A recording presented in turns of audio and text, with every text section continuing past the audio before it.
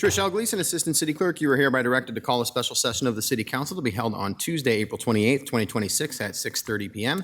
in the Historic Federal Building for the purpose of conducting such business that may properly come before the City Council. Good evening and welcome to a special session of the Dubuque City Council for April 28, 2026. As a reminder to our participants, you may provide input, in-person input, or virtual audio and written input during tonight's budget presentation. Input options during the live meeting include in-person attendees may approach the podium when the mayor asks if there is any public input for the presentation they would like to speak to. Remote attendees can log on to GoToMeeting using the login links, phone numbers, and access codes that appear on the broadcast and live stream and posted on the front page of the meeting agenda. These options include audio input and written chat input. If you are participating via computer, indicate which presentation you would like to speak to in the chat function, or note that you would like to speak during the appropriate section. If you are participating via phone, indicate which presentation you would like to speak to during the appropriate section. All comments, whether in person or virtual, must be accompanied by a name and address. Additionally, written public input can be accepted by contacting the City Council directly from the city's webpage at www.cityofdubuque.org/councilcontacts and through the City Clerk's office email at ctyclerk@cityofdubuque.org. Attendance at tonight's meeting is as follows. Mayor Kavanaugh. Here. Council members Leindecker. Here. Resnick. Here.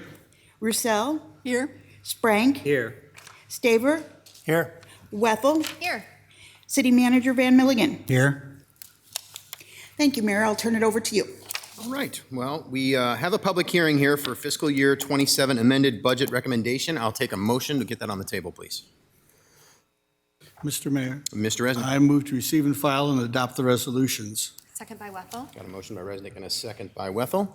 I believe we're coming straight to our CFO, Jenny Larson, for the presentation on the budget. So, Jenny, you can take it away. Great. Good evening, Mayor and City Council. Jennifer Larson, Chief Financial Officer.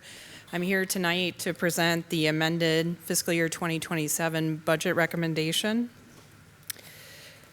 So to talk about what happened in the amendment, our initial recommended budget that came to council showed a maximum property tax rate called for a 1% increase. So that would be a tax rate of just over $10.16. This revised recommendation budget actually maintains the current property tax rate in fiscal year 2026, which is just over $10.06. This adjustment was possible due to an increase of $223,385 in the recurring revenue to the general fund from DRA rent projections. So that would lower the property tax rate just over 7 cents or 0.71%. So the first quarter DRA projections are coming in better than expected, and the city was able to adjust our projections for that revenue stream. The other part is coming from a decrease of $93,722 in recurring expenses to the general fund for a reduction in the Five Flags budget. So that's the payment to other agencies to the Oakview Group, the private management company that manages Five Flags. They've changed operations and expect gross income to be doing better, so we were able to lower that line item. So the combined change to the property tax rate now being recommended is a reduction of just over 10 cents or 1%, which results in no increase in the property tax rate from 2026. So again, this slide shows no tax rate increase, confirming 2026 tax rate as compared to 27, just over $10.06. So the residential property impact to the average residential, which is based on a assessed value of $213,211, is an increase of 1.97%. Or $17.56 in the average residential homeowner's city share of their property taxes. Looking at the commercial property impacts, We're showing different property values here because there is a dual rollback that happens on both commercial and industrial. So the first $150,000 evaluation, the residential rollback is applied, and any valuation above $150,000 has 90% rollback. Whoops. So properties worth $150,000 would actually see a decrease, and that's due to the decrease in the residential rollback in 2027, which is 6.11%, or a reduction of just under $44. Commercial properties of $300,000 would still see a reduction, though slightly less, 2.11%, or a reduction of about $44. Properties at $450,000 would still see a minor reduction of 1.27%, or $44. And then the average commercial is valued at about $625,000. That value would see 16.93% increase, or about $720. Industrial looks similar because they have the same dual rollback system. So the $150,000 category would see that 6.11% decrease due to the decrease in the residential rollback. $300,000 property sees a just over 2% decrease, or $44, and $450,000, 1.27%, again, $44. So average here is actually a different amount, I think. Sorry, the average got missed here. I believe the average industrial is actually more around 960,000, but same percentage change, 16.71, or an increase of $851. Looking at statewide comparison of city property tax rate, Dubuque is the lowest tax rate at our current recommended tax rate of $10.06. The highest city is Waterloo at $21.76. They are 116% higher than Dubuque. And then the average, $15.35, is 53% higher than Dubuque. Moving to what taxable value per capita looks like. Here, the city of Dubuque is second lowest at $646.63 for taxable value per capita. West Des Moines is 119% higher than Dubuque at $1,418. And the average is 66% higher than Dubuque, so the average is $1,005. The revised recommended utility rate increases, for the most part, these stayed the same as originally recommended, but there was a reduction from 9% to 8% for solid waste collection or refuse. The other utilities, water, sanitary, sewer, and stormwater remained at the original recommendation. So water, 3% increase, sanitary, 9% increase, and stormwater, 9% increase. So water and sanitary is based on 3,200 gallons per month for the average user with a 5/8-inch water main. So that would be an increase in total for utilities of about $6.59 per month. Our solid waste collection rate comparison. Dubuque is the fifth lowest at $19.56. Ames is 42% higher than Dubuque at $27.75. And the average is 2% higher than Dubuque, which is $19.94. Water rate comparison, this is showing the 7 largest cities with water softening. So that is what Dubuque is being compared to. Dubuque is the second lowest at $23.17. Cedar Rapids is 32% higher than Dubuque at $34.05, and the average is 2% higher than Dubuque. Sanitary sewer, Dubuque is 7th highest at $34.73. Des Moines is 18% higher than Dubuque at $40.97. And the average, which is $31.39, is 10% lower than Dubuque. Stormwater rate comparison, Dubuque is the second highest rate at $12.02. Des Moines is 7% higher than Dubuque at $20.45. and the average, $7.80, is 35% lower than Dubuque. The city of Dubuque, we're recommending some significant infrastructure improvements for water, sanitary sewer, stormwater, and solid waste collection. Over the next 6 years, there's a total of $240 million of infrastructure and vehicles and equipment being recommended. So these are essential for maintaining reliable and compliant services to residents, and those are the primary reason for the recommended enterprise fund rate increases. This 5-year capital improvement plan being recommended tonight does include $13 million of general obligation debt for fiscal year 27, and then over the 5-year capital improvement plan, a total of $76.7 million in additional general obligation debt. We do have strategic use of debt in those 5 years. We have some major capital improvements that we are looking to do, including 17th and Locust storm sewer improvements. We have east-west corridor capacity improvements. We also have replacement of our solid waste collection trucks.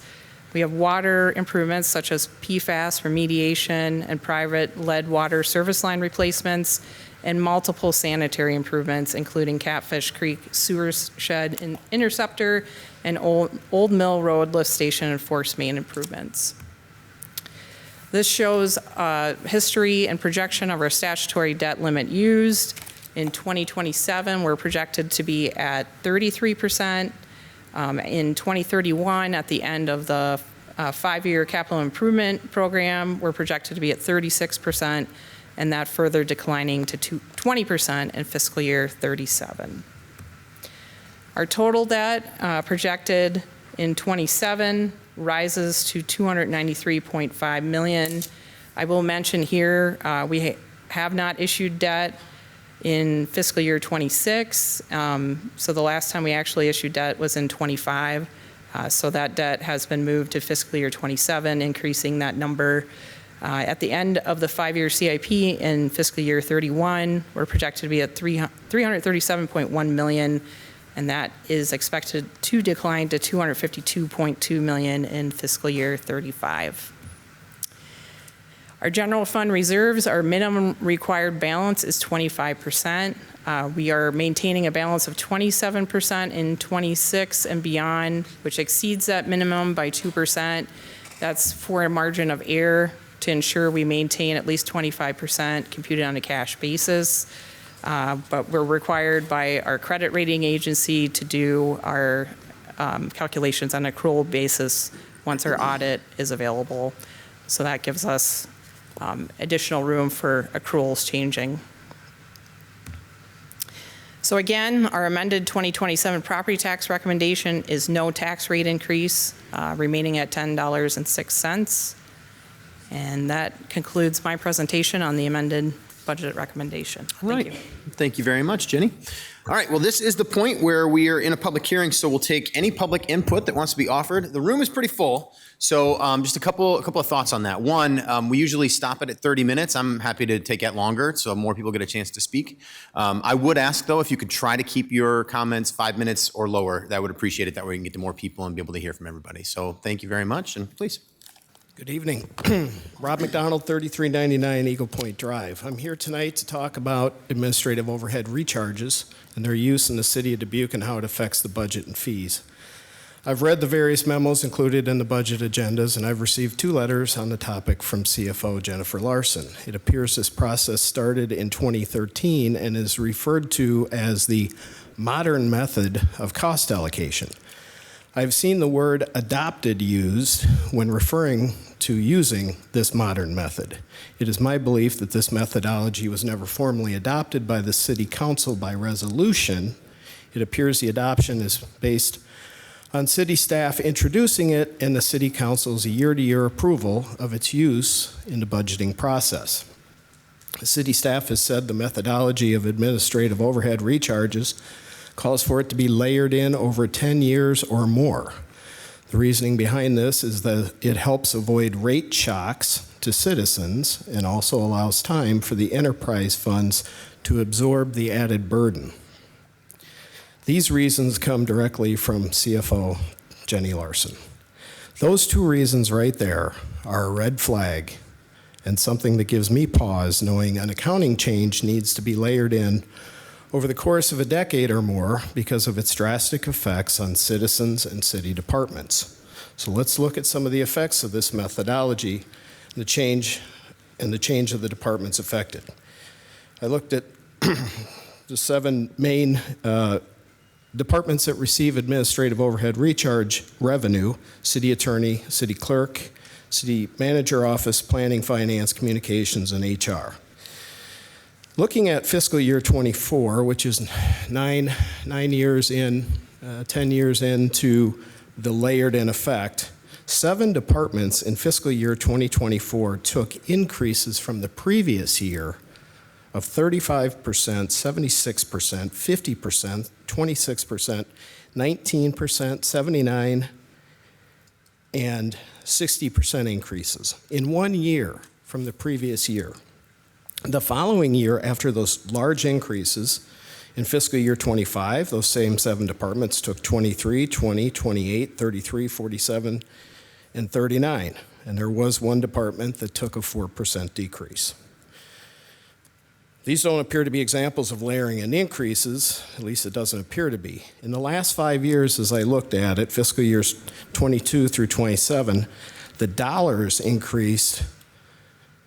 The dollars to these departments increased 76%, 124%, 96, 109, 101, 288, and 266%.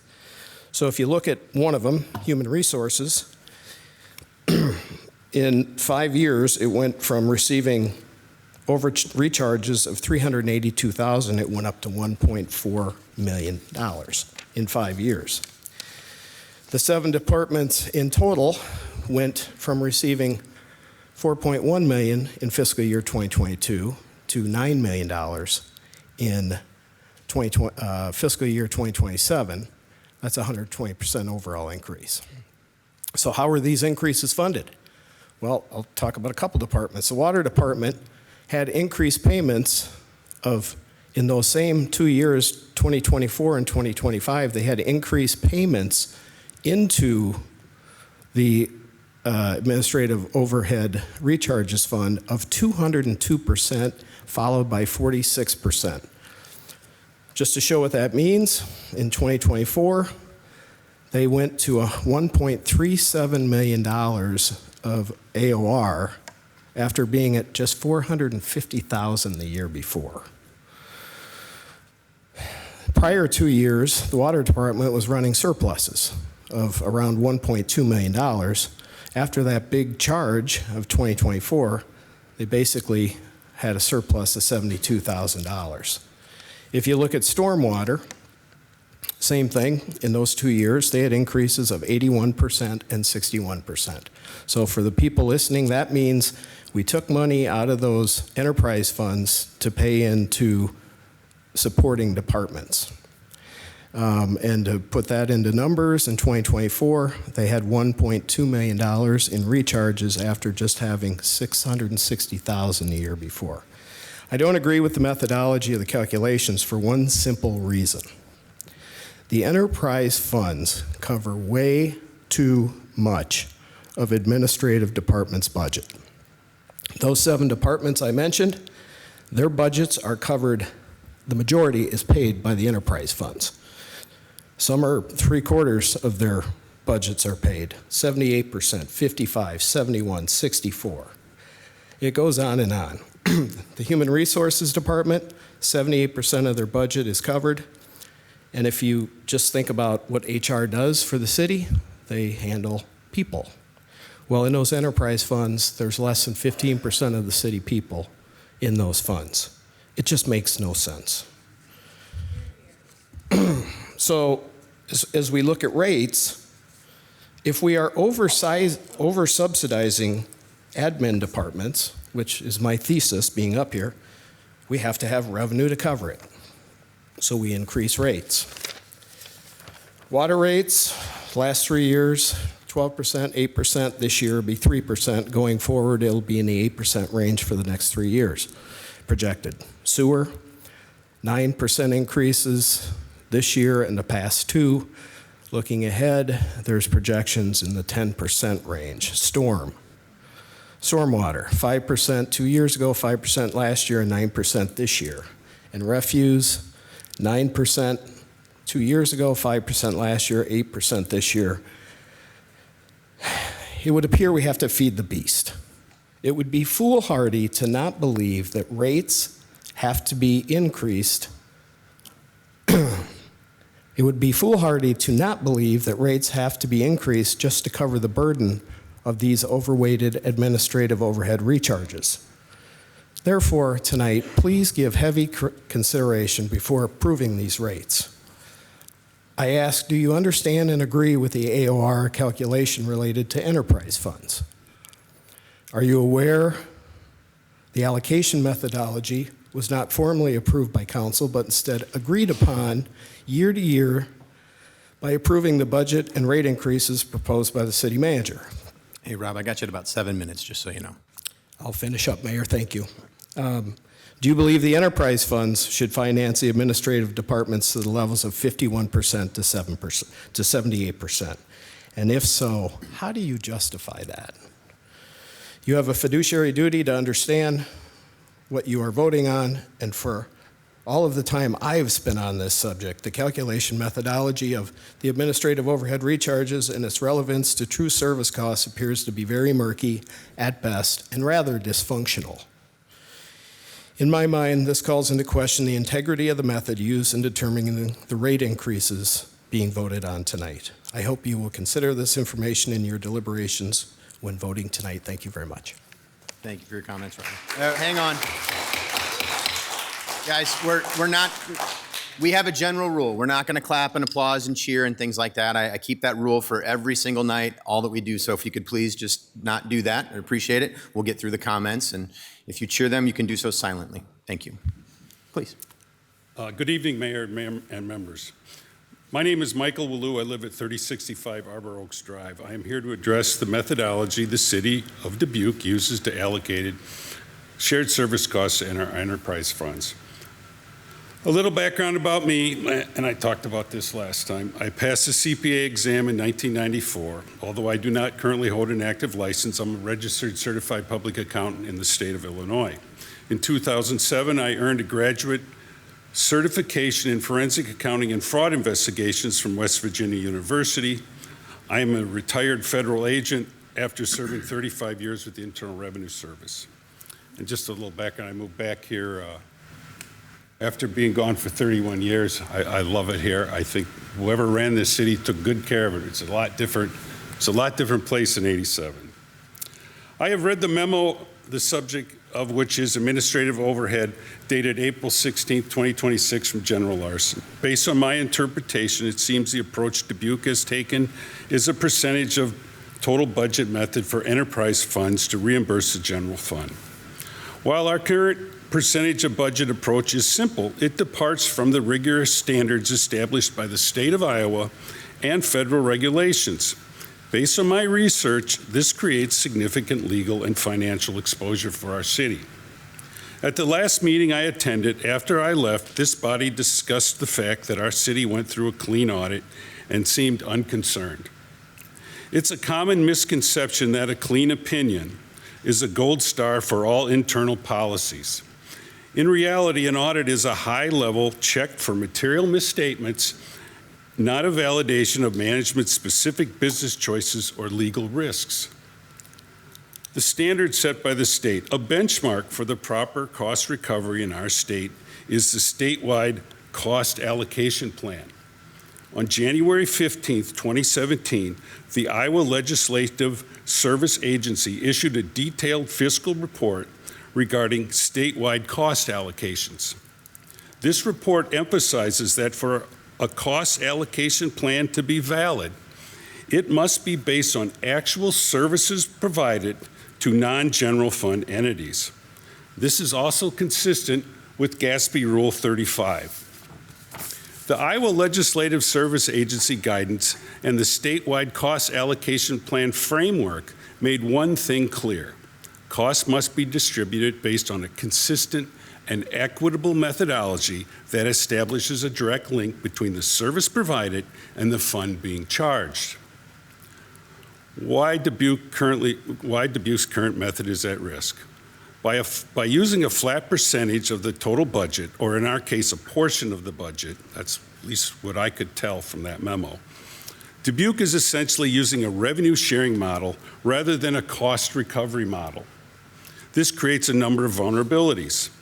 Violation of Iowa Code Section 388.4. This statute requires reasonable criteria based on actual costs. A budget percentage is arbitrary. If the water department takes on a massive infrastructure project, the budget spikes, and under our current system, the bill to the general fund spikes, even if the actual workload at City Hall didn't change.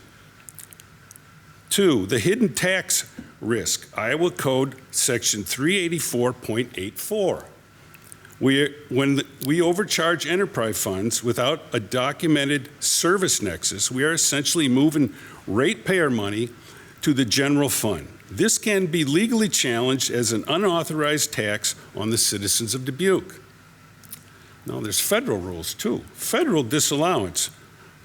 U.S. Code of Federal Regulations 200.405. Federal auditors follow the same logic as the Iowa State Cost Allocation Plan. They explicitly reject budget percentage allocations. If Dubuque uses this method while managing federal grants, FEMA, EPA, ARPA, we risk having those costs disallowed, forcing the city to repay. I'll talk a little about the phase-in. I'm concerned about the city's decision to phase in the impact of this methodology over several years. If the city truly believes the allocation is fair and accurately reflects the service use, then it's hard to understand why full effect cannot be applied immediately. Phasing in the charges suggests that the city itself recognizes the change may be significant, disruptive, or difficult to defend on its own merits. That raises a serious question about whether the formula is actually fair or whether it is simply being softened so the impact is less visible. This also creates a legal concern under federal cost principles. Costs must be reasonable, allocable, and supported by clear relationship to the benefit received.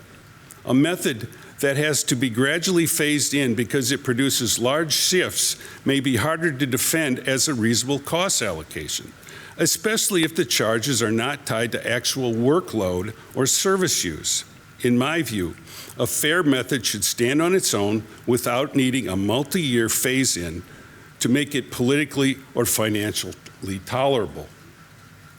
In summary, to put it simply, the approach Dubuque is taking to shared service costs would be like forcing someone to pay for a car repair based on what they earn rather on the actual cost of the repair. This may be easy to calculate, but it is not fair or defensible way to determine the true cost of service. If the city wants to reduce risk and align with sound financial practices, it should move to a service-driven model that reflects actual use of shared services. Budget size alone is not a reliable measure of service consumption. It, in my view, is not a fair basis for allocating these costs. If you doubt my assertions, go to your favorite AI tool and type in the following. My city in Iowa uses the percentage of total budget approach to allocating costs from enterprise funds. What is the legal exposure? You will be able to educate yourself and see some of the risks associated with this. I no longer have access to Westlaw. I'm not a lawyer. I can't see if there's any cases or issues regarding this. Now, I'm going to enjoy myself tonight in one of our finest drinking establishments, the Wicked Dame. If you get out, come by and see me. We can talk this out. Thank you for your time and consideration. Thank you for your comments, Michael. Anybody want my notes? I got that memo from the state. You can leave them there if you like, yeah, and we can pass them around, yeah. Yeah. Thank you very much, Michael. All right. More public input. And if people are intending to come up and give it, feel free to line up by the wall over there when you feel like it's your turn next, and we'll keep it moving tonight so we can get through everybody we need to. Tough acts to follow. Roseanne Schroman, 1570 Seiple Road. I sent most of you an email earlier, basically asking that you act like most of us in the public, which is we tighten our belt. We can't afford things, we tighten it further. And there's no way to make other people help pay for things legally. So I don't think I sent Mike one, but I sent everybody else an email earlier.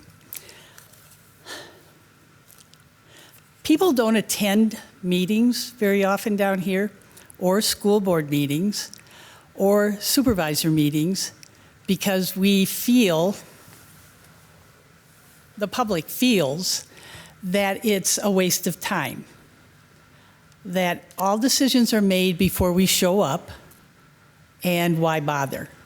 So I want you to think very carefully on that, because I'm not the only one thinking that. I'm the one saying that. The saddest story I heard was a guy on AM 600 talking about building his house 40 years ago. He said, I remember every 2x4, where I put it, how I nailed it in. Now, because of taxes, I don't think I can stay in my house any longer. That's on you. That's on every city. Think about it. Thanks. Thank you, Roseanne, for your comments.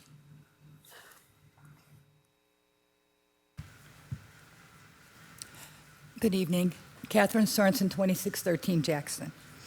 One thing you don't need to do is declutter, because I found something that became interesting because I am attempting to declutter. So I'm going to share this with you just so you can read along with what I'm seeing and you can understand what I'm saying, okay?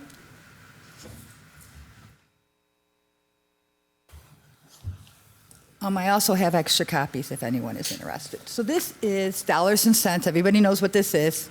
This is 2020. Why I kept it, I don't know. But I ran across it in the process and decided, ooh, something to read. Stop me from decluttering. What's interesting on this, a couple different things in here, is the General Reserve Fund projections at 22%. And at that time, for fiscal year 2024, we were going to only be around $16,500,000. The general fund reserve is $24 million. So in less than 6 years, we've added 50% to that general reserve fund. And all I keep hearing is it's for our bond rating, it's for our bond rating. That is money that came back to us from bonds we paid off, from interest rates we might have received, from all sorts of other things. And some of that funding should have went into the general fund. According to this, for 2024, it was only supposed to be 16 million. It's 24 million now. There's a lot of questions as to why we're now putting any of that back into the general fund and instead choosing to raise rates. On the other side of this page, of course, we have our lovely monthly utility bill. And I ran these numbers, and at that time, we were looking at the average person spending, what, 6,000 gallons of water a month was somewhere around $83.84. I ran my numbers currently without the increase, and I'm averaging between 80 to 90 a month. With these new increases, I'm looking over 100 a month. I spend between 3,500 and 4,000 gallons a month. 2 people, no dishwasher. So there's a lot of concern with how these numbers are coming up and where these numbers are coming from, because I am a 2-party household. So I know what my bill is looking like every month, and these numbers are not always adding up correctly. It does clearly state that the city's wastewater collection and treatment system operates as a self-supporting enterprise fund, which means that it's funded only with revenue from user fees. It does not say we get to transfer money out because we might have a surplus in that fund to cover other departments.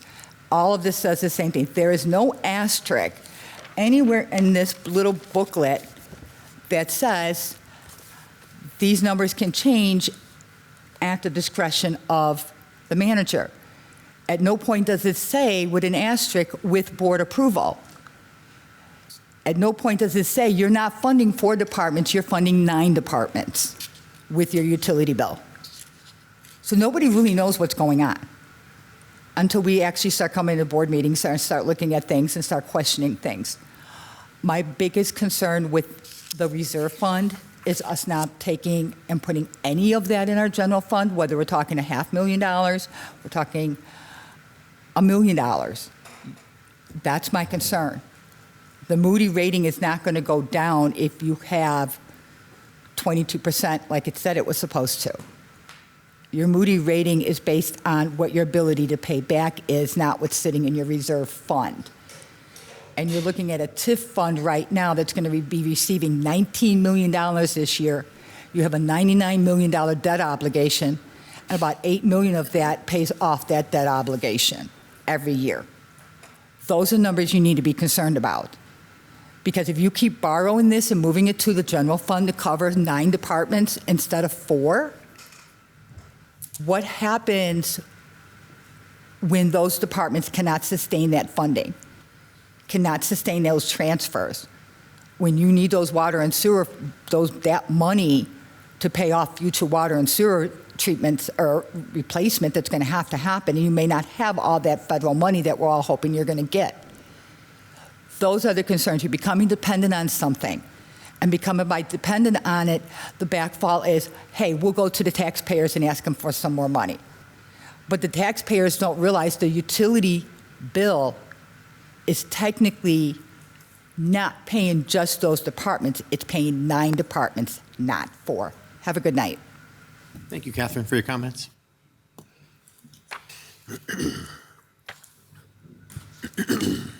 Mr. Mayor, distinguished council members, my name's James Plusso. I live at 825 Harlan Street.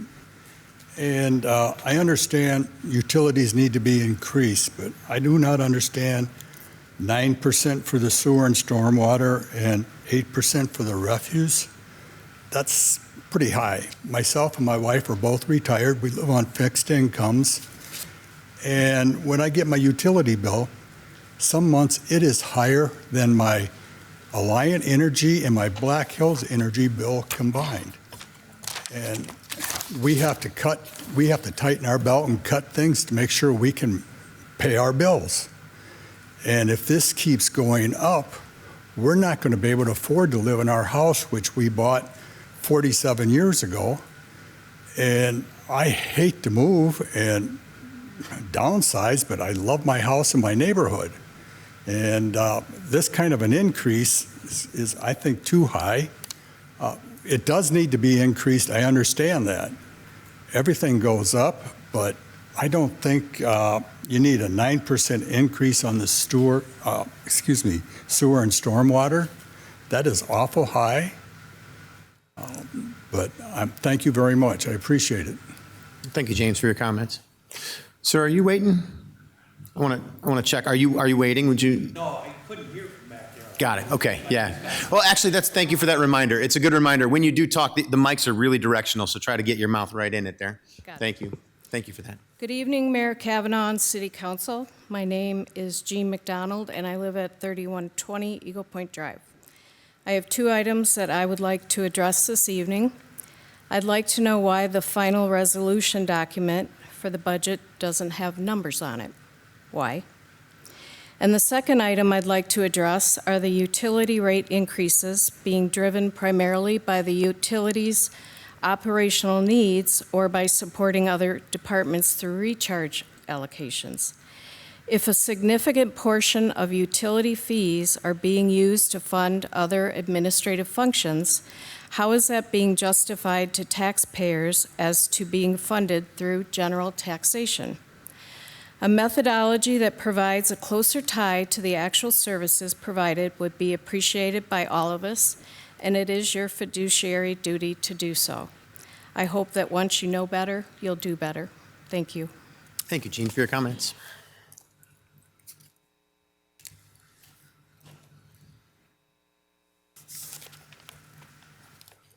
Hello, my name is Jane Schmidt. I live at 1377 Wood Street, Dubuque, Iowa. We the people say you should pass a budget that reduces the excessive taxes that burdens the people of Dubuque, Iowa. We the people say you should uphold laws that defend life, liberty, and the pursuit of happiness, like it says in our Constitution. Thank you for your attention to this matter. Thank you, Jane, for your comments. Good evening. Good evening, everyone. My name is Jim McLean. I live at 255 Bradley Street. I own McLean Fence and Excavating here in Dubuque. I've been at that for over 40-some years, and that is at 5095 Pennsylvania. I could probably hit on a lot of different things that were said here prior. I don't have anything scripted. All I got is what's in my head and what I hear from the people out there. We've had a lot of customers over the years, and I can probably say probably 99, 97% are satisfied. If they're not, they need to tell me anyhow. So I heard some talk tonight about the, number one, our water bills, and there was another woman that opened up a sheet from 2020. I don't remember the year it was, but I remember opening up those letters that speak of our water, sewer, all the different practices, all the different admin things that are going on. And I could never figure out why I had something sick in my stomach. It made me sick. After 40-some years of working hard for the city, too, as a matter of fact, done a lot of work for the city. And, but it made me sick. I thought, what is going on here? And I didn't come to a conclusion other than the fact that when number one, if I look at my utility bill, and I can speak to the water because that's on the top of my mind, but that can go to our gas companies, our power companies, every one of them, all the way down the line. And when I look at a $130 gas bill at my shop at 5095 Pennsylvania Avenue, I don't have the water on. The water is off. The reason the water is off, thank God I can pay the bill, and some people in this town can't pay their water bill. But that being said, the reason it's off is we have a boiler system. We have a floor system. So why would I want to heat that during the winter? Our business is, like they say about the farmer will say, I have to make up in 8 months out of the year what everybody else gets to do in 12. So it just is, it's very disturbing to look at some of these utility rates that are going on around us. And I have to speak to the city because this is where I live. This is where my children live. And I've heard a lot of people out there in the community of what their concern is. And a big one is their taxes. People are in jeopardy of losing their homes over taxes. And that's just not right. And so I don't have the answer. I mean, I can't do numbers like Mike here can or a lot of these other people can. I can't do numbers, but I have a business and I know what it takes to run the business. And we're close.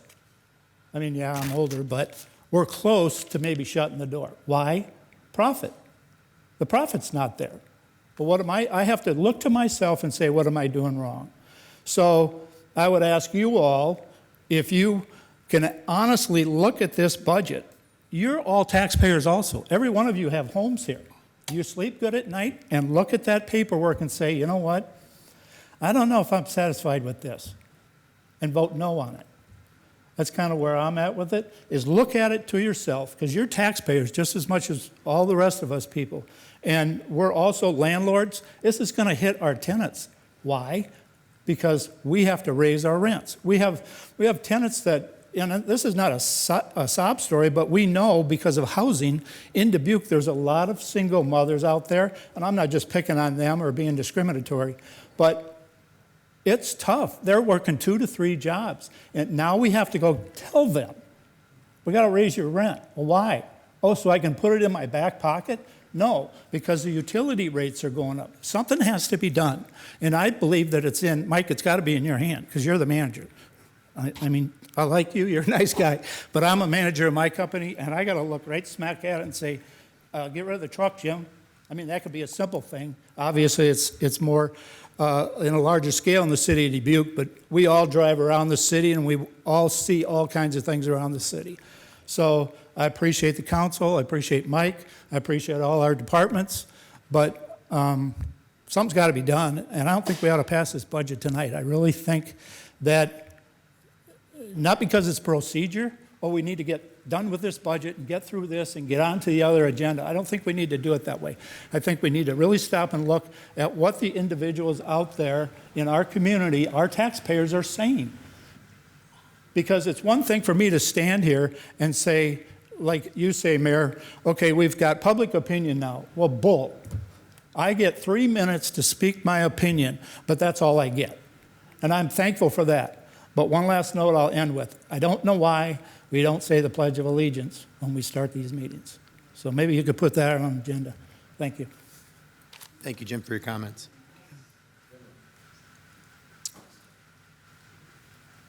Other public input this evening?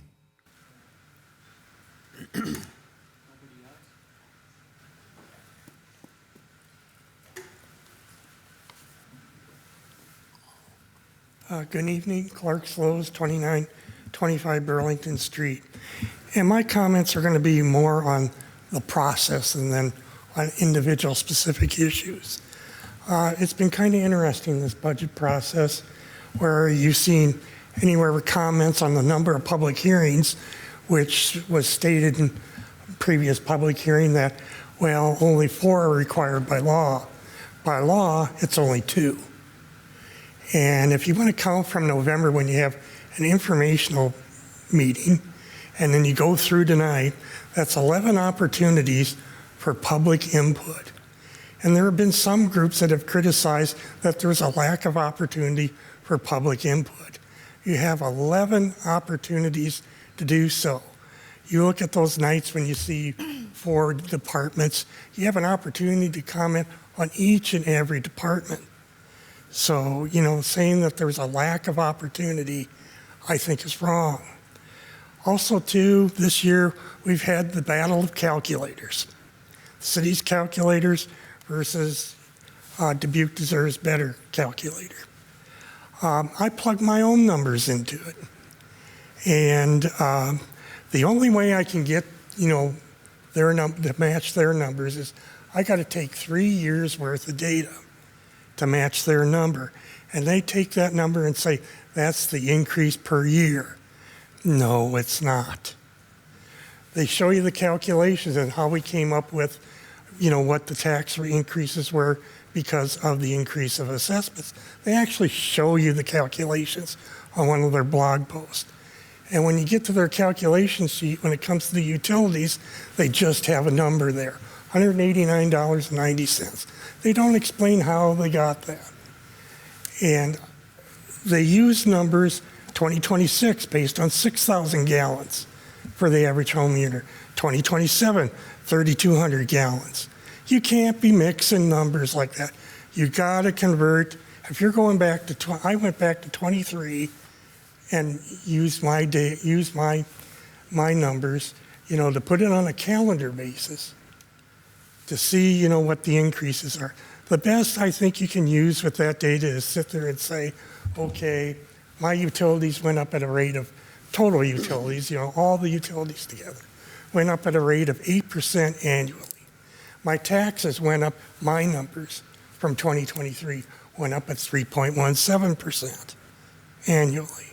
That's what people are used to seeing. How much of an increase, percentage-wise, am I getting each and every year on that?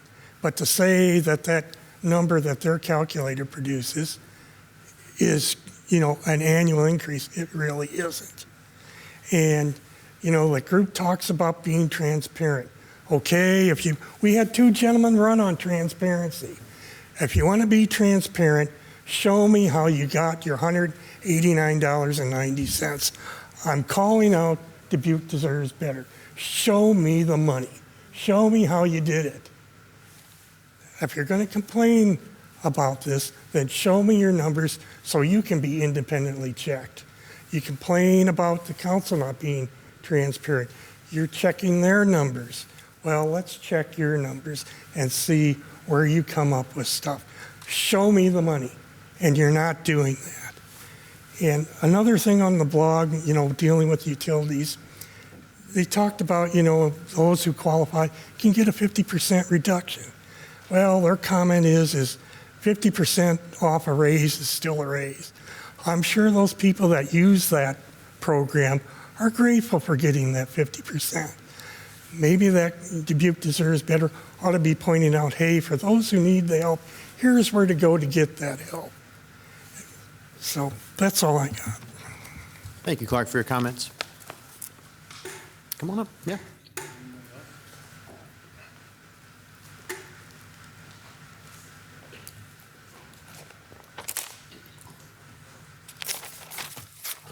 Leonard Dress, 541 Groveland. I remember the first meeting of this month when I was up here saying that I disagree with the 3%. And I'm glad now we're at 0 for property tax raises. And I know it's hard to do stuff when you're taking stuff down to last year's money level. And then the second meeting was with the increases on the water, sewer, the garbage pickup and that. And I got back up and it's like, it seemed to me that it was just, now we're shuffling money from here to there. And I don't mean to say that in a bad way. I trust every one of you. I appreciate every one of you doing what you do all the time. My biggest concern is last meeting, last week, was when I said, our police department. I got no problem with spending any dollars. Our fire department, because I want the best of the best representing and taking care of this city and protecting this city. So if I hear anything that's going to be spent for them departments, I'm on board 100%. The emergency management and communications, the health services, that's all stuff that's there looking out for all the citizens too. And that to me, that's good money spent. And over these meetings, I heard, other groups get up and talk, what they would want. I won't talk about what I want. I will talk about what I need and this city needs. And that is the police and the fire. Thank you very much for listening to me. Thank you, Leonard, for your comments.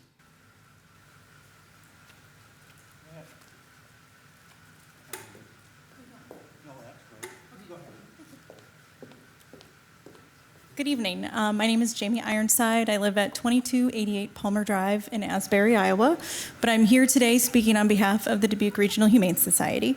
I am the president and CEO of the Dubuque Regional Humane Society, and I want to express our support for the city's proposed budget and our appreciation for the close partnership that we share with the City Health Services. DRHS is an essential part of Dubuque's public health infrastructure. For those who love animals, it's very clear why we are important. For those who maybe not prefer to interact with animals, it's also pretty clear. Our role is just as important there. We want to help ensure the safety of our community, manage our stray populations, and support a healthy community. We are committed to deepening our partnership and advancing our shared goals, including increasing rabies vaccination rates, strengthening pet licensing, compliance, and expanding our support for residents and their animals.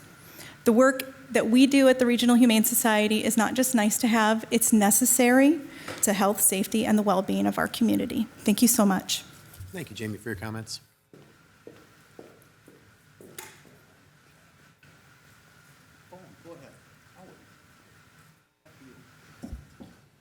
You'll be next. My name's Chuck Harris, 2473 Jackson Street here in Dubuque. Just one thing I wanted to mention as I was doing some Googling, shall we say. There is an Iowa property tax credit form that's available through the Treasurer's Office for folks who are 65 and older. It's not just the valuation. This is a straight credit based on income qualifications. So it's something that folks can file, and if they're 70 and older, it actually starts to cap out some of their property taxes and decreases some of those increases that come around. So it's something that that if we can lobby our county officials to start promoting these programs that are available through the state of Iowa to help folks who do qualify for these programs lessen these increases and lessen those things. Also, am on the MFC board, and just wanted to mention that I do support the continued support that you guys have shown over the last number of years for the MFC. Thank you. All right. Thank you, Chuck, for your comments. All right, your turn. Come on up. All right. Yeah. I don't have to lower the thing. Yep, Randy's got you here. He's going to help you out.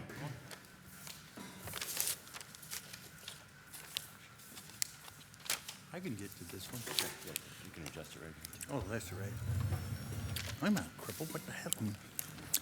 Hi, I'm Roger Arnsdorf. I live at 3935 Creston Street in Dubuque. I'm here to, it's a budget meeting, and I really like the idea the city works on a budget. I think all the taxpayers have the same thing, a budget. If our gasoline prices go up, we have to move dollars like I heard earlier. Food prices go up, we have to move dollars. And I kind of hear that here is, you know, I don't want to say a snafu, but money from over here goes to over here. The things that scared me about the budget and percentages, I'm halfway decent with numbers, but when you have an increase of 9% in 1 year for one thing, if it's refuse, if it's water, if it's stormwater, and then some of the other percentages like the first gentleman that spoke, I forgot his name, McDonough or something, he had a lot of good numbers and some of them are really scary. When you're going up over 100% in 1 year, if your gasoline went from $3 to $6 in 1 year, you'd be screaming. So I'm just a little leery of moving money from over here, and now this department gets 9% more.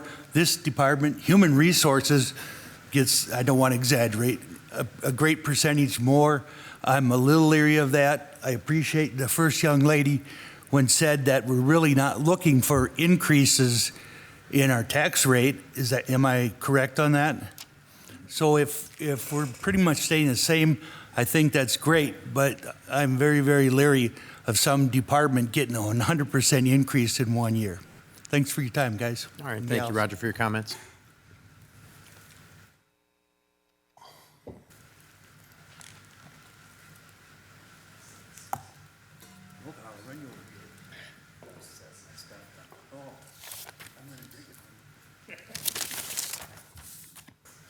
Hi, Kevin Nepper, 3344 Hey, Peachtree Kevin, Lane. before you go, just can you, there's a little button on the right there. If you can pull the whole, it's on the right side of the podium. Actually, that's good, right there. Right, you're good. Yeah, with the mic by your mouth, that's helpful. Sounds Thank you good. so much. Thanks.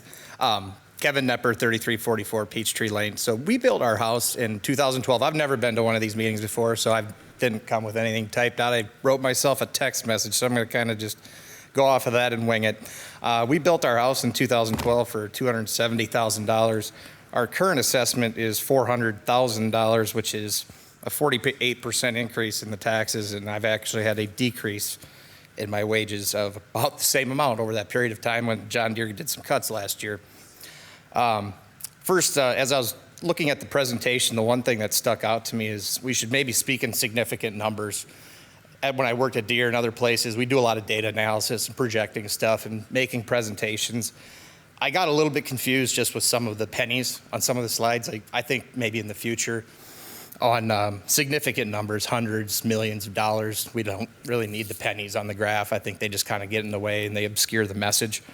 The other thing I did notice when that data was being went through, did show that Dubuque was the lowest property tax rate above 7 top cities, and I believe Waterloo was the highest.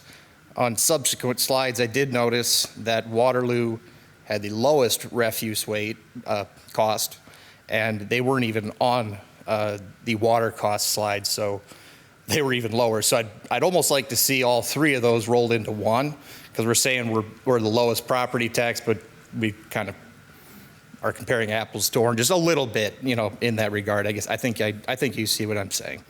As a result of these things, the water increases have been significant. Our bills, I guess, if I go back when we originally built our house, anywhere between $120 to $150 a month. That has gone up, and currently it's anywhere between the lowest is $200. And we made some snow in February with a snowmaking machine, and I had a $530 water bill. So that's my fault. It's not your fault that I used 20,000 gallons of water. We made, ask Randy, he lives on the street. He probably saw it. He saw the machine run it. But anyway, and so my problem with that is I'm going to speak in generalities. I pay a penny for the gallon of water and then 4 cents to put it down the drain. And I have no alternative to use water in that manner without paying for that. So in that regard, I have gotten a hold of the city water department. They really said there's nothing they can do. I don't know if there's any consideration or ways that could be looked at, maybe differently to average it out. Let's say you take your October through April usage at a property of sewer and you extrapolate that and say it's pretty much going to be the same throughout the summer. That increase, they're using it outside. They're watering their plants, they're washing their cars, they're watering the lawn, trying to make their house look nice, that kind of thing. The other issue I have with the water is I do believe that a lot of the changes that are being made, I think there's a lift station on Old Mill Road that's been going in and a lot of other stuff.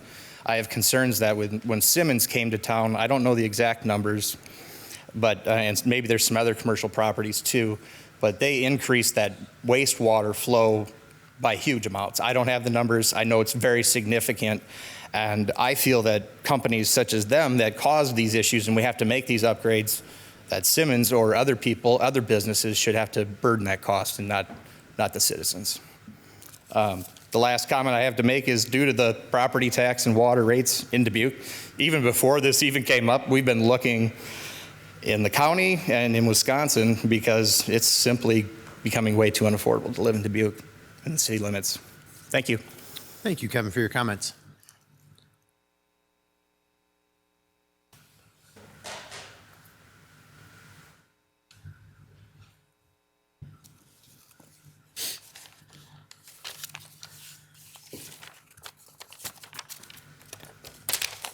Good evening. My name is Mike Murphy, 2801 Balky Street. I'm fairly new to Dubuque. I've lived in eastern Iowa and moved here just last fall from Dyersville, where they do say the Pledge of Allegiance before the meeting. My question is, the first speaker got my attention when he said about the last 5 years, the growth of the cost of the administration of the city. I don't know if it was from 3 million to 9 million or something like that. Forgive me for not remembering it.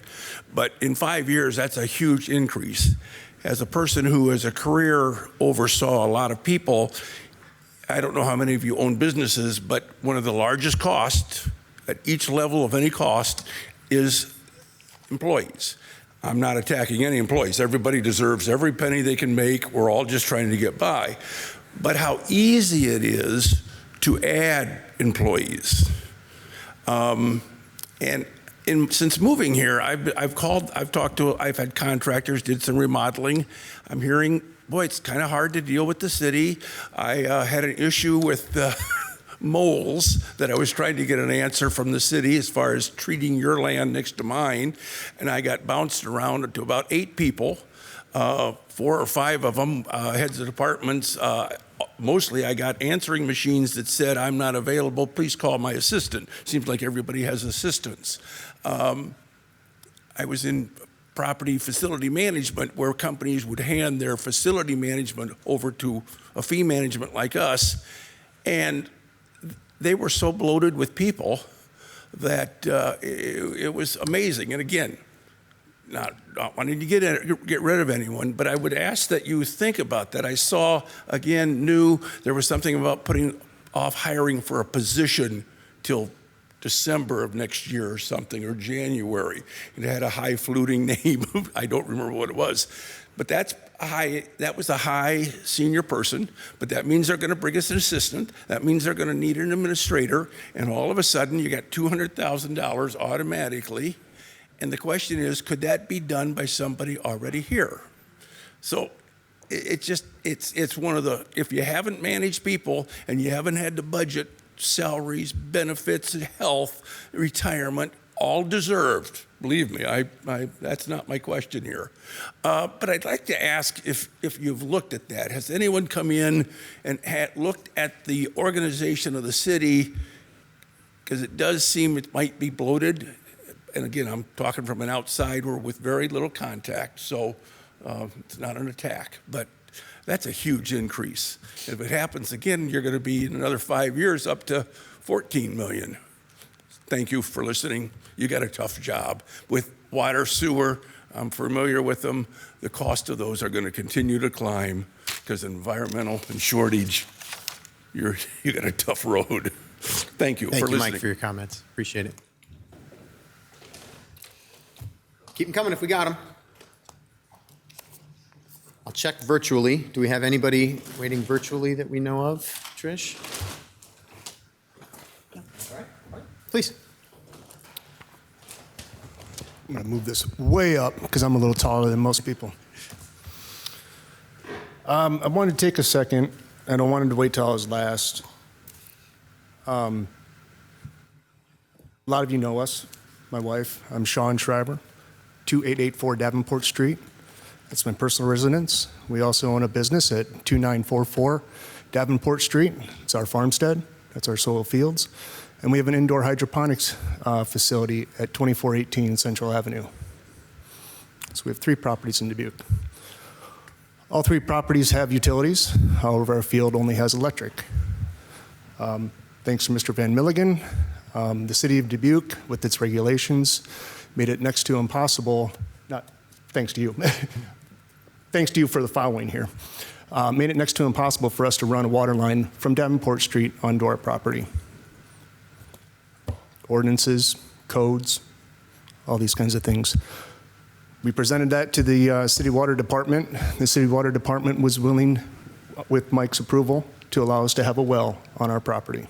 We have not installed that well because that requires about a $30,000 to $40,000 investment in greenhouse to cover our field to pay for a $30,000 well.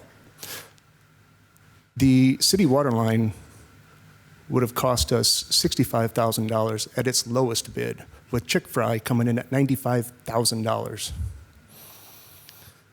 So that being said, we rely a lot on city services, both at our facility, our residents, and our fields. We also don't have water on the fields, so we rely on stormwater retention.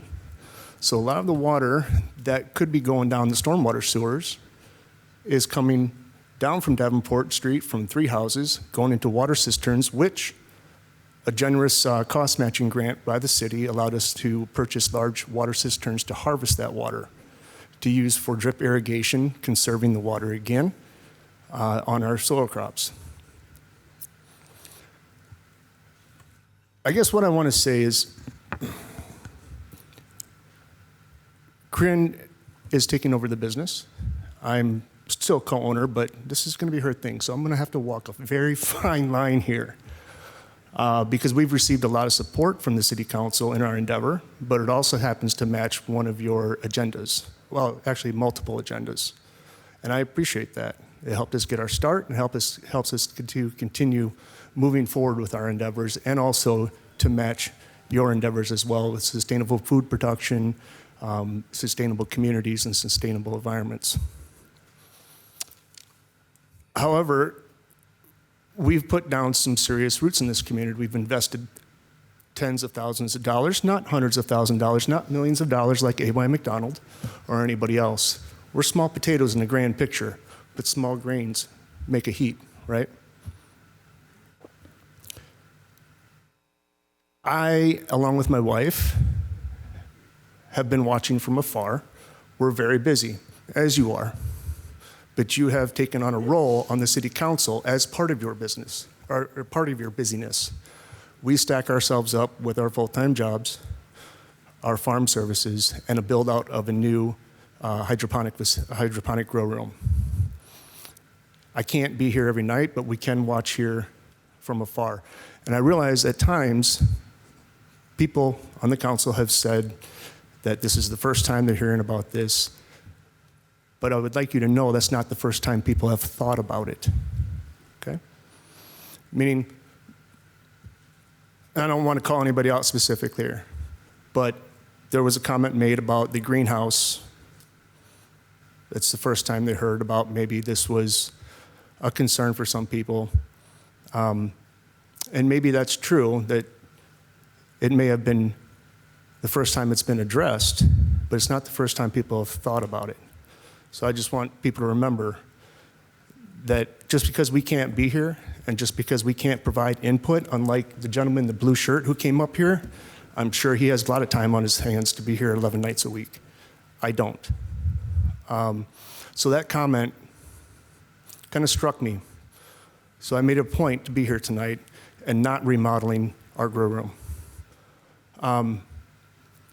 We've put down roots, we've put down financial roots, and we intend on staying here a long time.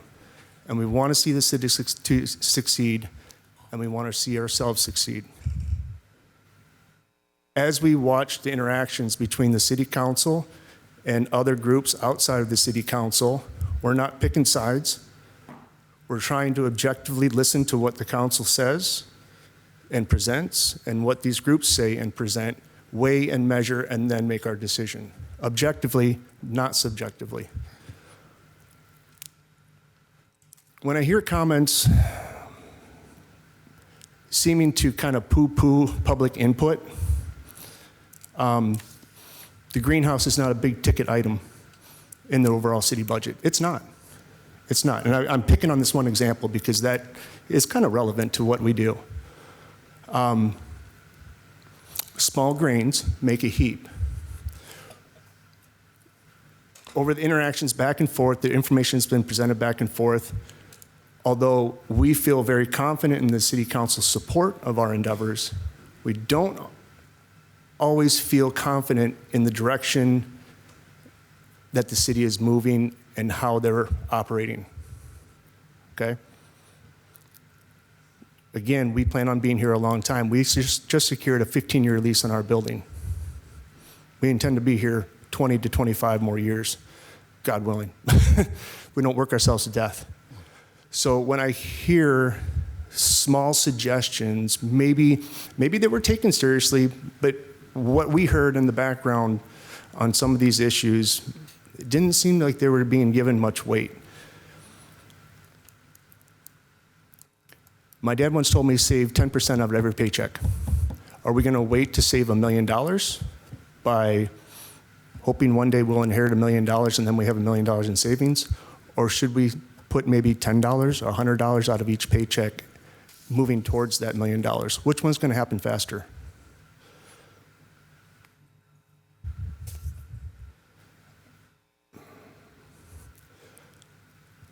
So with that being said, I hope you guys will take all of the input and feedback that you've heard seriously and know that there are those of us who can't be here constantly to give you the feedback, but we are hearing you, we are hearing them, and we are making decisions. And we hope that you're going to make the proper and right decisions in return. That's all I have to say. Thank you, Sean, for your comments. All right. Still no one virtually, right? Okay. All right, so I'll give last call here for any public input. And then after this point, it comes back to us to be able to discuss and make some decisions on tonight. Okay. All right. Well, thank you, everybody, for speaking up tonight and for being here. Okay. Back to us then for discussion. So I will open it up. Just for a process standpoint here, so we do have several things on the agenda tonight, just so you know what they are. We're first talking about the budget recommendation overall, and then the rest of the action items are actually separate for things like the utility rates. So we would vote separately on each of those. So there's going to be discussion, potentially a lot more motioning and seconding and things like this. So I just want to make sure everybody's understanding what's going on. But right now, what we're talking about is specifically the fiscal year 27 amended budget recommendation. And we have a motion on the table to receive and file and adopt those resolutions as stated for the budget recommendation. So we'll open it up to my council colleagues for discussion. Mr. Mayor? Yeah, Mr. Resnick. I do want to point out, though, that this budget recommendation includes those rates as part of the budget. Yeah, So thank you. it's not like we can approve the first item and then change things on the others. Thank you Is for that that- clarification. is That that- is absolutely accurate. Yeah, thank you. Yeah, that's much clearer than the way I said it. We are basically voting on the whole package first here, and then everything else is we set the rates individually. So those rates have to be set by ordinance, which is why you see a motion A and motion B on there. So we basically are deciding now on what those rates are going to be and moving forward with that. So thank you for that clarification, Mr. Resnick. Is that clear to everybody? Okay. All right. Ms. Wethel. Just a few thoughts. Every year since I've been on council, I started in April of 2022. My first budget was 23. So, sorry. And so every year at the end of budget, I try and go back through and pick out individual things that were not approved. So for those of you that don't come every night, I don't expect you to, or if you don't listen from home, I don't expect you to. There's hundreds of pages that we read in preparation, and I respect that not everybody in the city does. And I get it, but I really appreciate everyone coming tonight. So at the end of budget, I try and look through what was not recommended and then think about what we need to consider in the future. That leads to goal setting, and this is the only forum in which I have to talk to my colleagues about it. So just to let them know where my thoughts are maybe for goal setting and what we weren't able to cover this year. I do want to say we do say the Pledge of Allegiance every meeting. We do say the Pledge of Allegiance every meeting. No, we don't say it at these individual meetings. All of our regular meetings, this is a budget hearing. I know it's a formality, but our hearings, we don't. But every single meeting, we say the Pledge of Allegiance, okay? So the night one, engineering, page 6, 3 of 9, there was, and I brought it up the night of the hearing, but custodial 1 position, and that was for the Bright Minds campus. So that's the area out on the west side of town that we have worked in conglomeration with Dubuque Initiatives, and we have worked with Dubuque Community Schools to create new childcare facilities that can be used in the community. And so that's a shared partnership, and so the leases of that building are part of this conversation. It's called the Bright Minds campus, and what we have done for our leasing purposes is we have moved and transitioned our IT department, our emergency communications, and then in the future, our finance department will go there. The relocation in particular for our IT technology folks, just so everybody knows, it used to be in the basement of an old nursing home. So moving it to a brand new facility that is state of the art is a protection for the city of Dubuque and her residents. So I'm really glad that we did that. But there is a custodial position that was requested because that is new facility. And right now, we are asking all the people that already clean to just go out there and clean the facility. But it's actually unique because it's a shared position in which I believe it was 49% would be covered by the school district. So we would be splitting the position. In this situation, it's kind of protecting our assets, I feel, to keep them up. And we have a lot of really important equipment out there. So I think in the future, considering this position, if I know we're not doing it this year, but in the future, I think that is one position that stood out to me as important. Next, in night one budget, 4 of 9 and 5 of 9, they were either civil engineers 2 or 3. So in the city of Dubuque, we are going through major construction of our wastewater management, of our sanitary sewer, and those pieces are not just 1 year. They are multiple years, and they've been planned for multiple years. But in planning them, my thought in mentioning these civil engineer positions is that if we can keep things in-house, when appropriate, it's more affordable for the taxpayers of Dubuque. And so although I know it's another position, if we contract out hours, they're incredibly expensive compared to if we have someone in-house who does that engineering. Now, not all engineering can be done by someone who works at the City of Dubuque because it's specialized, and I understand that.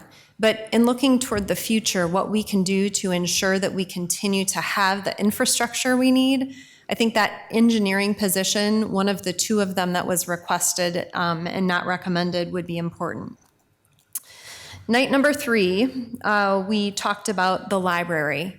There was a great deal of discussion about the maintenance, I think particularly of the roof of the library, and the importance of, again, maintaining facilities for the long term. I think they've asked for funding to look at that rather than patch, but to try and replace. And so in the future, I think when we look at facilities and capital improvements, we need to look at the facilities we have and really ensure they're there for generations to come.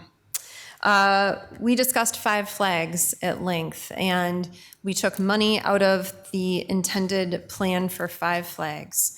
Now, I personally feel, I represent Ward 4, and that is this area in downtown. There's a lot of people that came to us, especially when I first started on council, because that's back when we talked about doing a bond and having the voters go and decide whether they wanted to invest in 5 flags.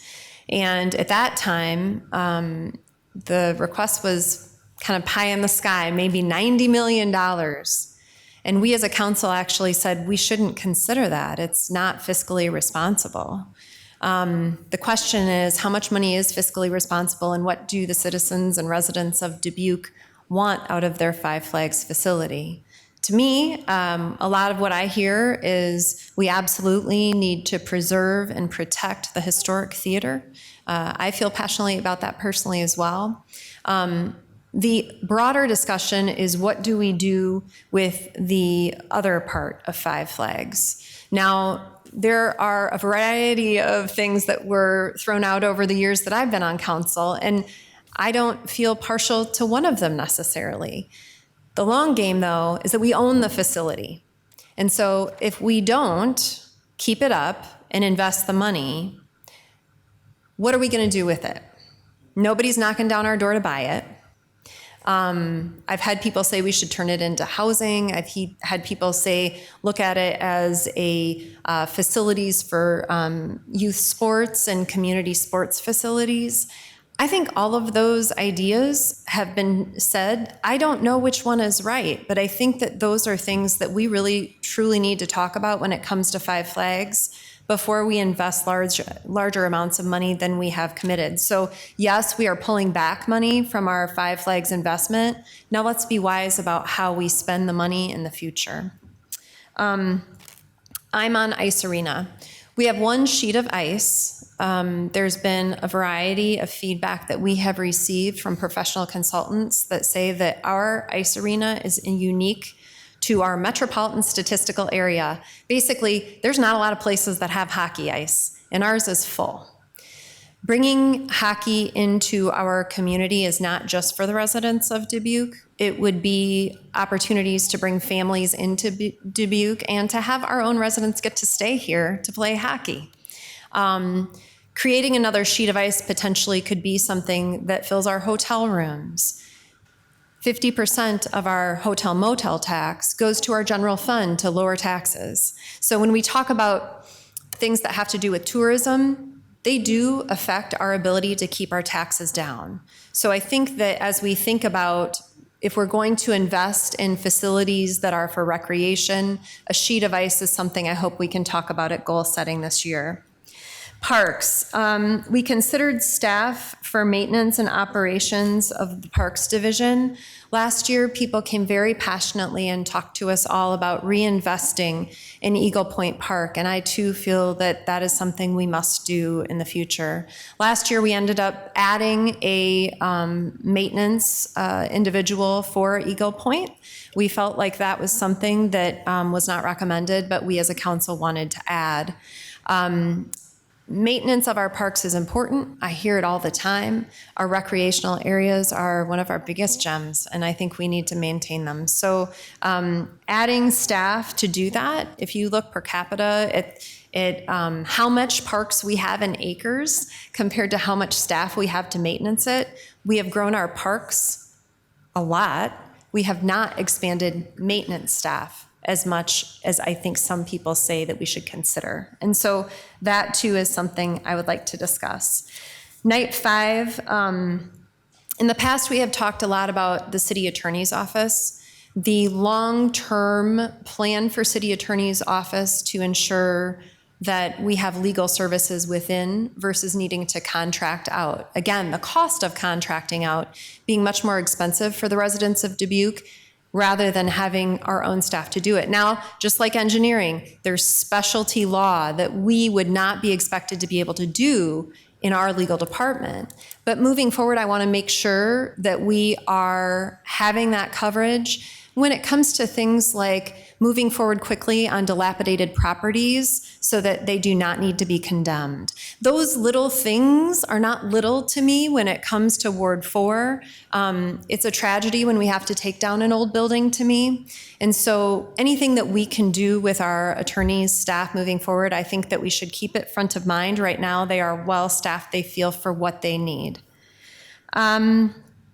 Next, the Night 7 was emergency services and in emergency communications. So what that night included was a discussion in our emergency communications, one of 6, and this was on page 95 of the night. And basically what is happening is that the state has originally said that we were going to get funding that we are no longer going to get unless some major legislation happens at the very end of the legislative session. That money needs to now be taken up by the city and county because it will no longer be funded by the state. That can change if our state legislature changes the way that they are allocating those funds. We're talking about emergency services and communications, folks. This is not a joke. These are the people that take care of us when we call 911. And the fact that we are having the rug pulled out from under us, and now our general fund is going to have to potentially fund this long term. This is hundreds of thousands of dollars. And so I would just ask that our state legislature, and if you interact with them, tell them that you value our emergency services and our communications department. They do an amazing job. They have taken, and I don't have the numbers in front of me, but boy, they have taken our dispatch numbers down by almost a minute just with their efficiencies that they have done for fire service response time. That is excellent. And they do it because we have excellent staff. So the funding of that and the mechanism for that at the state, I think, is really unfortunate, and it's putting cities and counties in a bad position long term. Finally, fire and police facilities. When we talk about our overall capital improvements budgets, we as a council have decided that the fire location and assessment of services of where we need fire stations, where we dial that in for response time to ensure that we're giving the safety services to our community we need. That might include reinforcing the stations we have and maybe building a new station. That service is expected by our residents, but that's a large amount of money that we will have to look at investing. And so that capital improvements piece will be here around the corner for us. The other is a consideration for our Dubuque Police Department facilities. It is no surprise to anybody on this council that we are struggling yet to have police for recruitment and retainment in the city of Dubuque, but that is not unique to Dubuque. It is across this country and across our state and region. And so we have worked for parity in our wages. That has been a major focus of this council now. but we now need to look at our facilities. I think, I've spent some time with police in ride-alongs, but also down in the law enforcement center and in the jail. And I will tell you, those facilities that we have, they need investment. And so as we move forward, we are going to have to invest money for capital improvements in those facilities. That's our safety. So we talk about what the expectations are for what the city council must do. Public safety is paramount for us. And I think that moving forward, I want people to know how important that's going to be in the future. Thank you. Mr. Mayor. Mr. Resnick? Yes, thank you very much, Mr. Mayor. First of all, citizen input is why we're here, and we have an extensive public outreach all year. But let's just talk about this budget process. Last year, we had public input, which led to the emphasis on Eagle Point Park because of people coming here and talking about what it was important to them. And this year, we've had people talking to us about the overhead projects, how do we get the overhead determined for these enterprise funds? Well, because of that input, we have, the council is committed to a deep dive on discussing different ways to do that. I do think that these big decisions like that deserve deep consideration, and it shouldn't cripple this process, though. We're not going to have that big discussion and talk before we need to have a budget legally approved by the state of Iowa. So, but the input is important.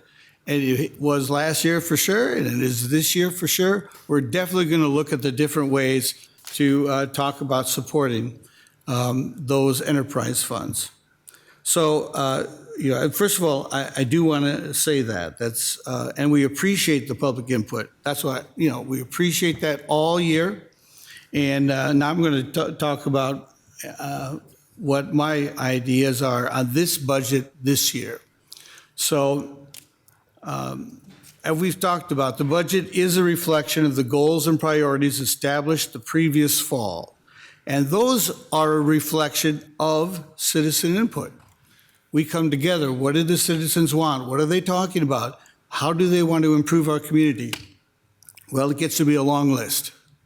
And just as many of you come up and challenge us to do better, we get a big list how our community could do better, including us. So I am always concerned that we accomplish these resident goals in a measured, fiscally appropriate way. We just can't go crazy on it. We have to plan things. We have to have 5-year goals, those type of things that were referenced tonight. So how do we do that? To me, that is reflected by the tax rate. So I always speak from this table for no increase to the tax rate or a reduced tax rate for our taxpayers. And that has occurred too in previous years. This budget accomplishes both. So the citizen goals that we have considered and are considering and listened to tonight, and we're going to work on those. So citizen goals with no increase to the tax rate. So first of all, I want to say I applaud the know-how and the determination of this council and our expert city staff to bring this admittedly tough combination that I just mentioned to us and to our resident taxpayers. So I intended to support it. Thank you, Mr. Mayor. Thank you. Ms. Russell. Thank you. Dubuque is the place I've always called home. It's the place that my family and friends call home. And we all in this room, we want Dubuque to be a place where we can enjoy a great quality of life. And knowing the challenges in society today, we have worked hard to make sure that residents get value for their tax dollar and investments that create the kind of community that we all want to call home, and make sure we are poised for future growth that's going to benefit our community and keep up with the infrastructure in our community. We want Dubuque to be a place with high quality services and effective and efficient services. So we have listened to all of the budget hearings every night. We've listened to input from our residents. And there were some themes that came through, and one of them was that residents want to make sure that we are being effective and efficient with our tax dollars, doing less with more. And so some of the themes that came through as I was listening to the budget hearings, first of all, started out right off the top with, as Ms. Wethel referred to, the things that we knew right away would be great to have, but we're not going to do them.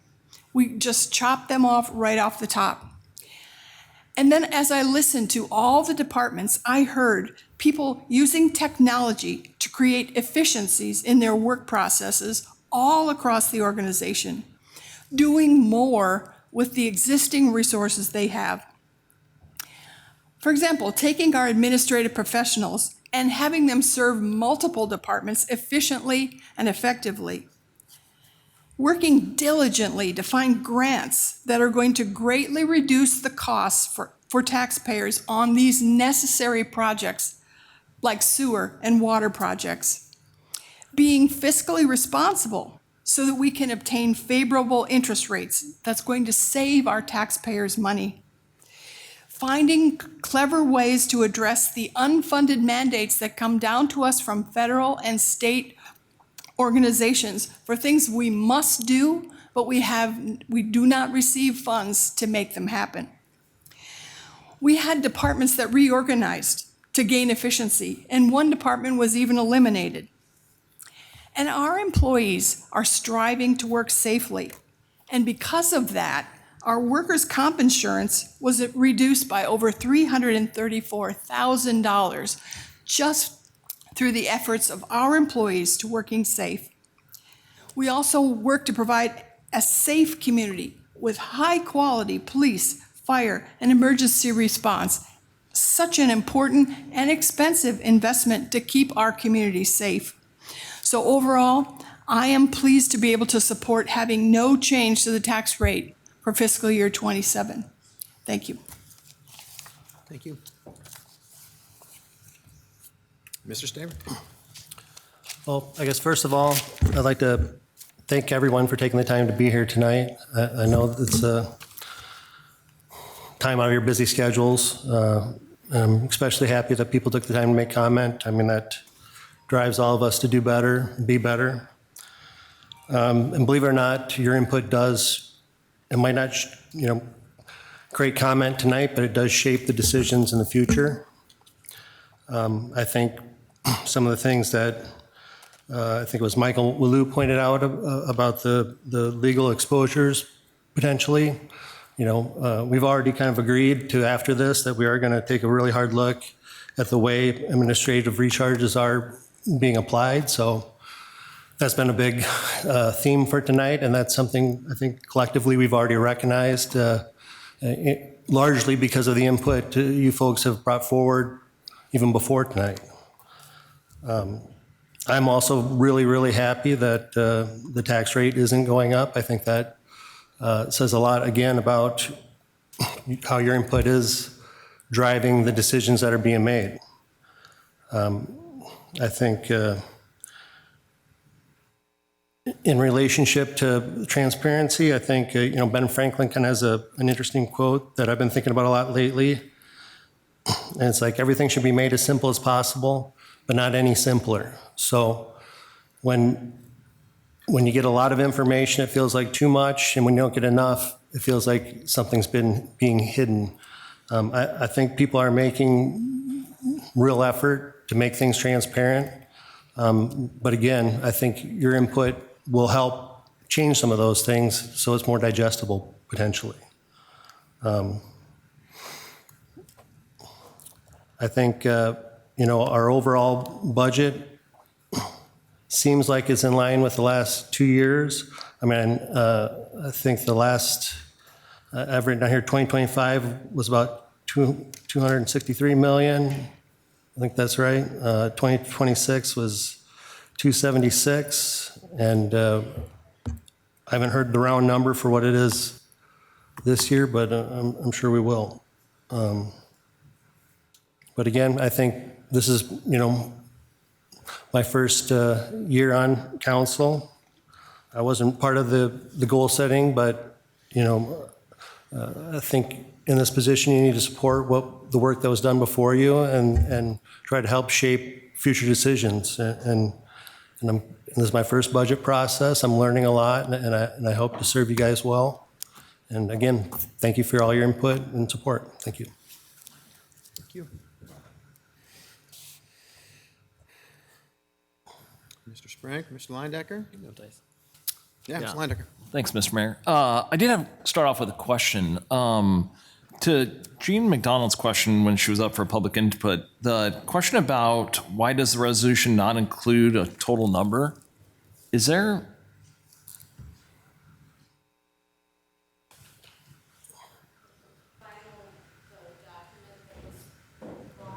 Yeah, no, I think we recognize what you're referring to. Yeah, it's the resolution that's on the agenda itself. Yeah. Right. Jennifer Larson, Chief Financial Officer. It historically has not included what the recommended budget numbers are. I think it's because in case they're changed during the public hearing. So that's why they're not listed on there. Okay. Yeah, we do have the capability, even in this evening, of making that change. Kind of like we've been talking about, those of you who've been tuning in, I'll answer your question quick and then I'll get back to you. But we have lots of discussions for the whole month talking about this budget. And one of the things we did was we actually had a pretty in-depth discussion last week on Monday during the regular city council meeting, just talking about the things that we were thinking about potentially pulling out of the budget and talking about differently and questions that needed to get answered. So we had that big discussion and we essentially landed on there wasn't anything else that we were going to be pulling out after the amended recommendation from the city manager to not raise the levy rate. So if we were to, if tonight we had something on the list that said we wanted to change it, like let's say we didn't want to buy a couple of garbage trucks or something like that, we could pull those things off. It would change the rate. So it would change those numbers. So those numbers are left open based on the fact that we have the ability to be able to make those changes in real time tonight. So it's not in an effort to say that there's not going to be a number on there. The number is going to be on there when we make the decision tonight. So we decide on a number, and that's the number that gets decided on. I hope that answers that question. Yeah, it does. Thank you. And so it's been said a couple times. I should have started off by saying I appreciate all the public input, not just tonight, but throughout the entire budget session. I think it does have an impact overall on the budgeting process, our level of discussion we have, dialogue up here and throughout the entire year, I'll say that. So it's greatly appreciated. I do also appreciate, as it's been set up here, that we ultimately did end up with a balancing the tax levy that was initially being discussed to increase. So I really appreciate the effort there and the dialogue that we've had throughout the process. I will say, though, as we've heard tonight, I mean, the facts is that water, sanitary sewer, solid waste collection, stormwater are all increasing as part of the enterprise funds, which, as said as well a couple times tonight, that we did align as council on reviewing the methodology. And so I think there's two components here. One is the increases. That's one part. I think the other side is the methodology. And so I appreciate the opportunity to be able to discuss that here later this year as we go forward and how that's calculated. Hopefully, to Mr. Staver's point, we can maybe create some simplicity around that, but not make it too simple so everyone can see that and understand that. I do struggle in supporting the increases for the enterprise funds that are being proposed. I do think, living within our means is important. We have seen costs rising across the board year over year. And so, there's a couple things that are happening. I think we need to focus on how do we live within our means? How do we ultimately get Dubuque growing so these costs don't keep increasing? We spread that out across our population base. And I don't just believe we can do better. I know we can do better. And I look forward to, as the year goes on here and goal setting, to be a part of those discussions and continue to help out. Thank you, Mr. Mayor. Thank you. Thank Mr. you, Sprank. I want to thank everybody that's come tonight. I know thank you. I want to thank everybody that's come tonight. I know a lot of folks have other things they want to be doing, and I appreciate everyone that's reached out to me publicly, personally, or just stopped me out in the street and want to talk to me about the city budget. It's a lot of work. Our city staff has been working on this for over 6 to 7 months, and so I appreciate also our city staff. I'm really glad that we didn't get to that we're going to keep our tax rate the same as last year. That's nice. But when I look at why we're talking about our fees going up, our city unfortunately gets funds from either fees or taxes. The reason some of our fees are going up in the water is we've got PFAS. We have forever chemicals in our water in one of our wells. So we're going to dig a new well, and that's like $10 million. The federal government and the current administration and the EPA has said, you need to get rid of these private, all the lead lines that are in our community. So the downtown, the north end, the Point area, where there are lead water lines coming into homes, the city is being forced to take them out. That means we're going to be ripping up streets. That means we're going to be ripping up sewer lines and such. We also want to really address all of the flooding that's been happening on Locust Street. So that means the streets are going to get torn up. The sewer lines are going to get torn up. All that comes out of those fees. We all know that our lovely wastewater treatment plant has a lovely odor coming out of it. We're going to try to eliminate that. We have to update the plant. We have to clean the facility. We have to do major work there. That's got to cost something. So that's where some of those that's why that fee's going up. Our refuge, we need new equipment. We need new trucks. So that's why those fees are going up. It's frustrating, and I don't like it, but it's either we raise your taxes, which are also my taxes, or we raise the fees. So that's kind of where I look at it right now. I'm hoping that our plan next year is that we don't have to continue to raise our utility rates, that we can pause that for the next few years. So that's kind of my goal for the next few years, that, we've raised the rates, let's leave them as they're at, and then we'll just kind of address our tax rate as we can with whatever the state throws at us these next few weeks. So that's all I got. Thank you. Thank you. All right. Appreciate hearing from everybody. All right. Well, I do have a few things to say. So this was definitely a unique budget year, I have to say. In all my time on the council, this is probably the most unique budget year that we've had. And one of the things that was not unique, let me start with what was not unique first. What was not unique was the process that we've used.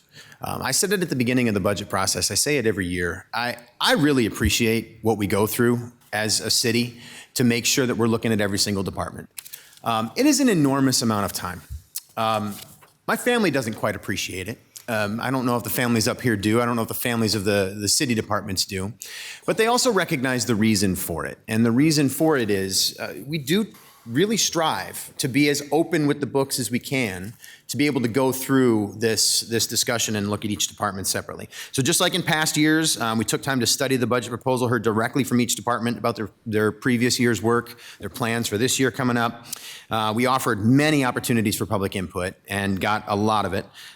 We engaged in some really great discussions. So I want to take this moment, I've said this a couple of times, but I have really appreciated the discussions in this room, particularly from the members of the council. I've got 2 new members. I've said it, last couple meetings. I think we've really had a great opportunity to learn to work well together so far this year, and I really sincerely appreciate that. And all of us who have been here before, I think council members are asking good questions. They're discussing and debating openly in good faith, listening intently to public input and to each other. We're not ignoring people and ignoring each other. And we're focused on the facts. That's something that we have to be able to do. We have to focus on the facts at hand to be able to make a decision for everybody who lives here. One thing that has made this budget year very unique is the sheer amount of public input that we have received. One of the things that's interesting to me when I talk to other mayors and other council members from all across the country is that they say very frequently that almost nobody shows up at some of these budget hearings. They don't come to these budget hearings, they don't talk to them, they don't show up at meetings, they're just not getting public input. They have a tough time figuring out what the public's really saying. We've really gone against that trend this year. It's been really clear. And I want, and and I do think that when more people pay attention to what their city government is doing and take an active role in shaping that work, we just simply have more opportunities to create a better city. That's the way it works. So I do want to thank everybody who reached out to us. I'm saying that very sincerely. The input that we've received has led to some very helpful discussions on some of the things that have been mentioned here. Things like sustainability initiatives, utility and infrastructure projects, parks and recreation, beautification of the city, financial operations within city government, much, much more. This is where I do want to insert an apology. And Sean, I'm going to speak directly to you if you don't mind, because I think it's fair. And I really sincerely appreciate the fact that you mentioned out loud that you showed up tonight instead of doing work that you could be doing at home, which I can appreciate, and home being the farm. I do apologize for my choice of words early on. You know, there's a couple things about this. One is, you know, I'm human, and at times you don't choose your words carefully. And when it's 11:30 at night and you've lost your patience with something, and really that was what you saw was Brad losing his temper. It is something that I need to make sure that I'm consistently working on. And you also have to remember that you're recorded every single time, so that can get played over and over and over again, making it sound like that's the way you think all the time. I think you know me better than that. That's not the way I think all the time. I lost my patience. I chose my words really poorly, and I do apologize for it. And I'm going to be more careful in the future. I'm going to work really hard at that. Just to take a moment of personal privilege, though, I want to say something about that. You know, being a public figure in this role in these days is it's a unique time to be in that role, and there are times where it does become difficult to continue to have that patience that you need to have with people who are consistently kind of coming at you. You know, we just had a campaign, and I remember it being over, and then it feels like you're still in it sometimes. And when that occurs, and you're consistently getting to a point where not only did I feel in that moment like, and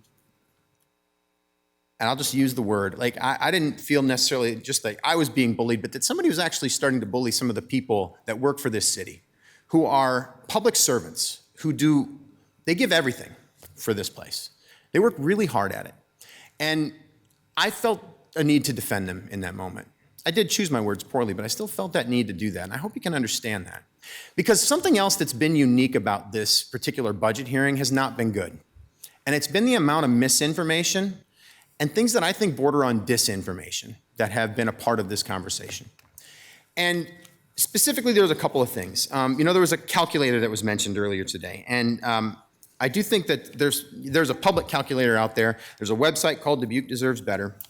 And there was a calculator that was on there that basically said you can use this calculation and then figure out what your property taxes are going to be. Well, the numbers were wrong. I think they've tried to make some adjustments to try to make those numbers better, but the numbers are still wrong.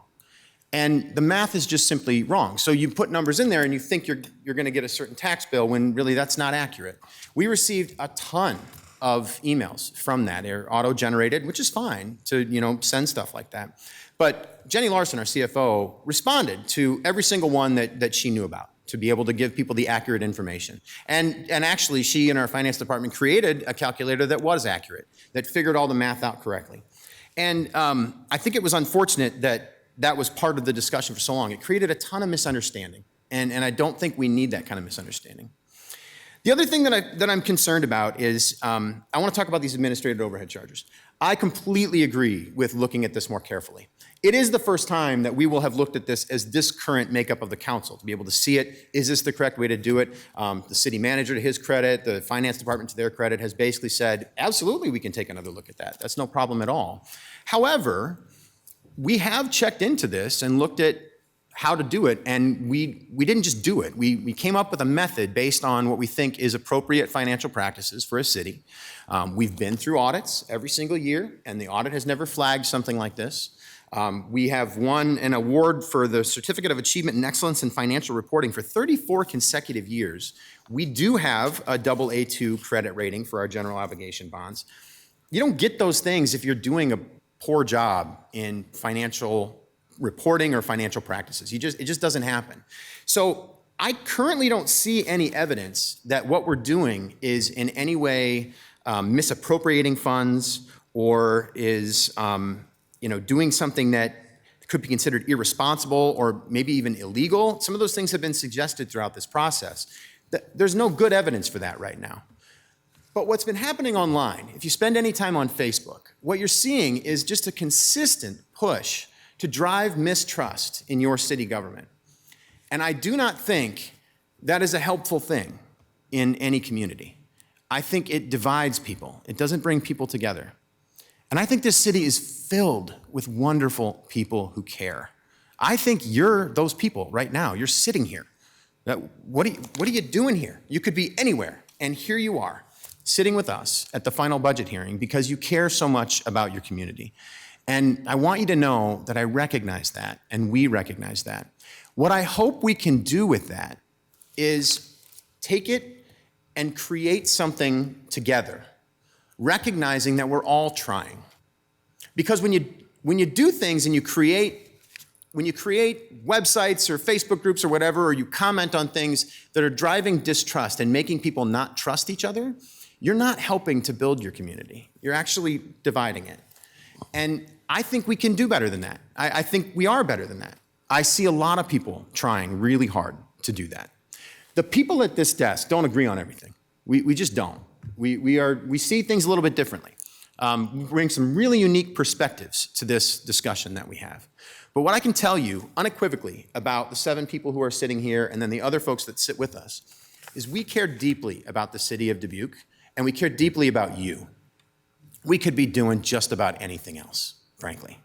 But we do this because we chose to do it. And we chose to do it because we want to offer something to our city that's bigger than ourselves. And I think you do the same. And I really do hope that we can gather around that mindset as we go through into this next year. It sounds to me, based on the comments that we've just heard, that we're going to pass this budget tonight. That does not mean that we want to tax people out of their homes, that we want to make the fees so high that people can't afford to pay them. That's not what's going on. We're trying to do our best with the hand that we're dealt in many different ways. That means not only dealing with what we have here in the city, but dealing with what the state government tells us to do or takes away from us, or what the federal government tells us to do or takes away from us. We have all these different things we have to balance, and we're trying our best to do that here. I think we've heard you loud and clear that the pressure's real. And here's the other thing too. I don't know if you noticed this, but the pressure's literally changed in the middle of the conversation. A war started, gas prices started to shoot up. There's all kinds of things happening out there that make life pretty hard right now, and we know that. But all that said, when we pass this budget, I want you to recognize that we are going to do everything we possibly can to make it worth every dollar you have to spend on it. That's what we're going to do. That's what our job is, and that's what we're going to try to do. And as we do it, please keep coming and talking to us. You don't have to show up to talk to us, by the way. Do email us. I know that I've got a whole inbox of emails to get back to yet on everybody, and I'm going to respond to you. But please continue to have those conversations with us. Stop us in the grocery store. Talk to us at a restaurant, not when our families are there. If you could leave us alone when our families are there, that'd be really great. But catch us. I love going to night market. When you see me at night market, stop me and talk to me. Let's hang out for a few minutes and let's chat. Those are the kinds of things that you have access to in your city government. So please take advantage of that. Keep talking to us. And when you do that, recognize, let's start on the same place, that we both care about Dubuque and we're trying to make it better. We might disagree on how that is, but we're trying together. So I'd appreciate that if we could do that. And thank you for giving me these moments to be able to share this. Okay. So the motion here on the table is to receive and file and adopt the resolutions for amending the budget recommendation. Following this, just so everybody knows what's going to happen, we're just going to move right along.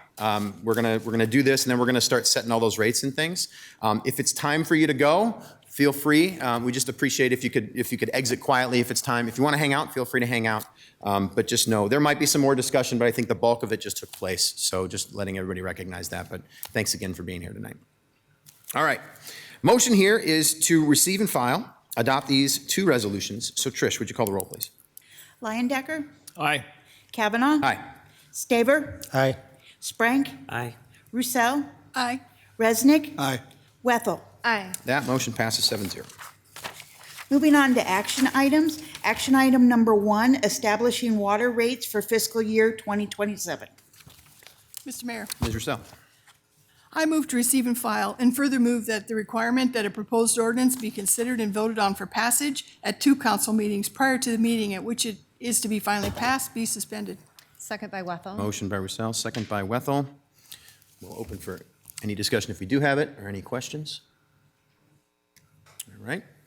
Motion is to receive and file and waive the 3 readings. Trish, would you call the roll, please? Leindecker, Aye. Kavanaugh. Aye. Staver, Aye. Sprank, Aye. Roussel, Aye. Resnick. Aye. Wethel. Aye. That motion passes 7-0. Mr. Mayor, Ms. Russell. I move final consideration and passage of the ordinance. Second by Wethel. Motion by Russell, second by Wethel. Trish, would you call the roll, please? Leindecker, Aye. Kavanaugh. Aye. Staver, Aye. Sprank, Aye. Roussel, Aye. Resnick. Aye. Wethel. Aye. That motion passes 7-0. Action item number 2 is establishing sanitary sewer utility rates for fiscal year 2027. Mr. Mayor, Mr. Sprank. I move that the requirement that a proposed ordinance be considered and voted on for the passage of 2 council meetings prior to the meeting at which it is to be finally passed be suspended. And before I get a second, would you mind putting receive and file on the front And of that receive motion? and file, yes. Thank you very much. Second. I got a motion by Sprank, second by Roussel. Questions or discussion? Trish, would you call the roll, please? Leindecker, Aye. Kavanaugh. Aye.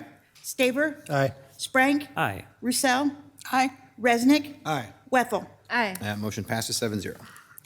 Mr. Mayor, Mr. Sprank. I move final consideration and passage of the ordinance. Second. Got a motion by Sprank, second by Roussel. Trish, would you call the roll, please? Leindecker, Aye. Kavanaugh. Aye. Staver, Aye. Sprank, Aye. Roussel, Aye. Resnick. Aye. Wethel. Aye. That motion passes 7-0. Action item number 3 is establishing Water and Resource Recovery Center fee schedule for fiscal year 2027. Mr. Mayor, Ms. Wethel. I move to receive and file and adopt the resolution. Second? Got a motion by Wethel, second by Resnick. Trish, would you call the roll, please? Leindecker, Aye. Kavanaugh. Aye. Staver, Aye. Sprank, Aye. Roussel, Aye. Resnick. Aye. Wethel. Aye. That motion passes 7-0. Action item number 4 is establishing stormwater management utility rates for fiscal year 2027. Did we do final? I'm sorry? Did we do the final? We don't have a final for 3. It was just Okay. to receive and file and adopt the resolution. All right, Yep, thank thank you. you. So number 4, Mr. Mayor. Ms. Russell. I move to receive and file, and further move that the requirement that a proposed ordinance be considered and voted on for passage at 2 council meetings prior to the meeting at which it is to be finally passed be suspended. Second by Wethel. And a motion by Russell and a second by Wethel. Any questions or discussion? Trish, would you call the roll, please? Leindecker, Aye. Kavanaugh. Aye. Staver, Aye. Sprank, Aye. Roussel, Aye. Resnick. Aye. Wethel. Aye. That motion passes 7-0. Mr. Mayor, Ms. Russell. I move final consideration and passage of the ordinance. Second by Wethel. Got a motion by Russell, second by Wethel. Trish, would you call the roll, please? Leindecker, Aye. Kavanaugh. Aye. Staver, Aye. Sprank, Aye. Roussel, Aye. Resnick. Aye. Wethel. Aye. That motion passes 7-0. Action item number 5 is a 5-year street construction program for fiscal year 2027. I'm sorry, 2027 through 2031. Trish. So sorry. Mr. Mayor. Mr. Question. It doesn't have a suggested disposition I here. believe it would be receive and file and adopt the resolution. Just the one, just the one. Well, I move then to receive and file and adopt the resolution. Second by Wethel. Got a motion by Resnick and a second by Wethel. Trish, would you call the roll, please? Leindecker, Aye. Kavanaugh. Aye. Staver, Aye. Sprank, Aye. Roussel, Aye. Resnick. Aye. Wethel. Aye. That motion passes 7-0. Action item number 6 is establishing solid waste utility rates for fiscal year 2027. Mr. Mayor, Mr. Sprank. I motion to receive and file, and I further move that the requirement that a proposed ordinance be considered and voted for on the passage at 2 city council meetings prior to the meeting at which it is to be finally passed be suspended. Second. Got a motion by Sprank and a second by Roussel. Trish, would you call the roll, please?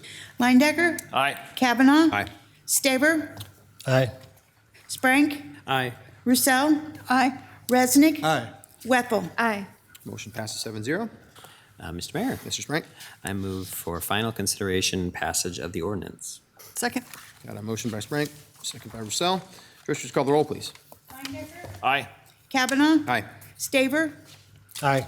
Sprank. Roussel. Aye. Resnick. Aye. Weffel. Aye. Motion passes 7-0. All right. I believe that brings us to the end of the budget season. So thanks again to everyone for being here and all your participation. Thanks particularly to the staff who spent so much time with us these last couple of months. We really do appreciate your work. There's no further business, so we are adjourned.